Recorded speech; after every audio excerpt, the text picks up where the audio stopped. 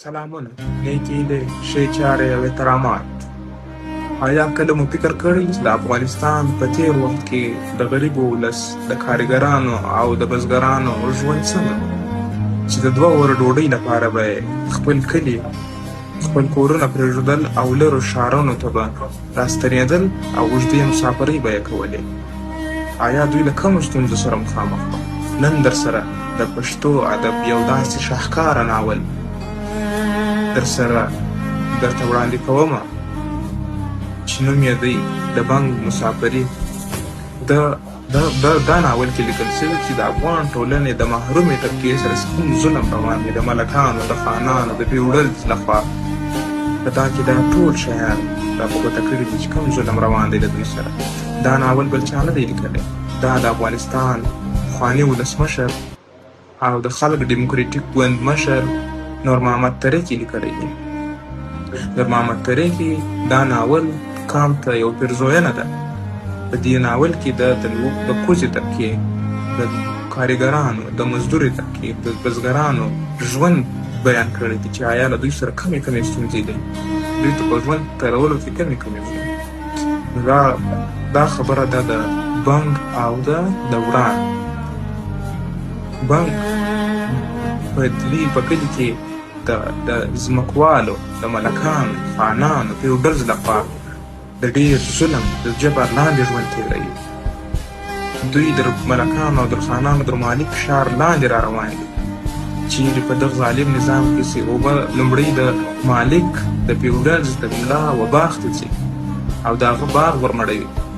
د هغه راوروسته بیا دوی دا اوبه که چیرې پاته ځي بیا دوی ته ورسي، که نسي پاته نو د دوی باغونه وچ پاتې کېږي. که چیرې بزګر غږ کوي بیا دوی بزګري ځای باسي، بیا بزګر کوي یې نه. نو له هغه راوروسته دا ملکان او خانان د دې هغه پورې راغی چې د بنګ د کور وروستۍ شتمني یې بل څه شی نه دی. وروستۍ شتمني یې خالي 2 وزې دي چې د دوی د کور معاش په روان دی. دا معاش د دوی د کور، د بنګ د کور دا معاش په دا 2 وزو روانه دی، همدا دینې باسي. نو بنګ له دې راوروسته په کلي کې د ژوند داسې ممکنه لاره پاته نه شوه چې دا یې طرح کړي. نو بنګ دا فیصله کوي چې زه به ښار ته ځم او خپلې مور او خویندو ته به د مړولو لپاره څه پیسې ګټم او دوی ته به یې رالېږم چې دوی ژوند په ښه توګه په تېر کړي. کله چې د بنګ ملګری د وران له ډېرو سختو شپو، له تودو او سړو شپو راوروسته شاته رارسېږي، نو په ښار کې د دوی ارتلی د ښار یخني او غریبي کوي. کم ښار کې چې شتمن خلک په ګرمو کورو کې ژوند کوي، په هغه ښار کې بنګ او دوران پر یخو شپو په سړکونو باندې شپې سبا کوي. کله د مسجدانو په دالانونو کې ویدېږي، کله پر سړکونو ویدېږي. له هغه راوروسته دوی چوک ته ځي، د ښار و مین چوک ته ځي او دلته دوی ګوري کار پیدا کوي. کار نسته، د دوی څه کار نه ورکوي او برسېره دا تانې ورکوي چې ته خو سړی یې، ته خو غرنی سړی یې، فلانی. نو له دې ځایه د بنګ زړه ډېر ماتېږي.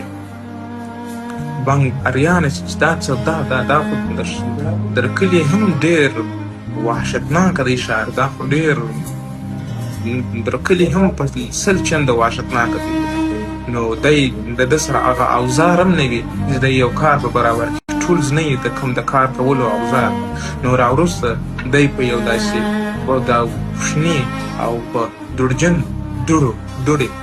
دکان کې دی یو کار پیدا کړي.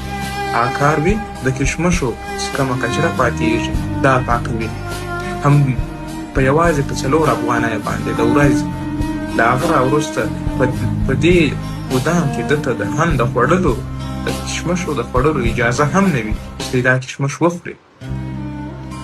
بیا له هغه بعد دوی دا فیصله کوي چې د وطن دا کارګر خلک، دا یو موږ نه یو، دا ټول کارګره طبقه، دا ټول بزګر او دا کار کوونکي خلک، دا ټول د اذیت لاندې دا پاتې کېږي. د ملکانو، خانانو، د ملا او د پیوډلز لخوا. نو بیا د بانک او د دوران مسافري که څه هم په سختو حالاتو کې، په سختو شپو کې، په اوښکو کې، په ماتم کې وکړل، په بیماریو او په د سختو شپو کې تېره شوه. خو له هغه راوروسته دوی ته دا درس ورکوي دا مسافري چې غریب کارګر او بزګر کله هم په زړه، غوغا او په مایوسي خپل حق نشي ترلاسه کولی. د حل لاره یې دا ده چې شعور، اتحاد، اتفاق او د استثمار د زنځیرونو په ماتولو کې ده.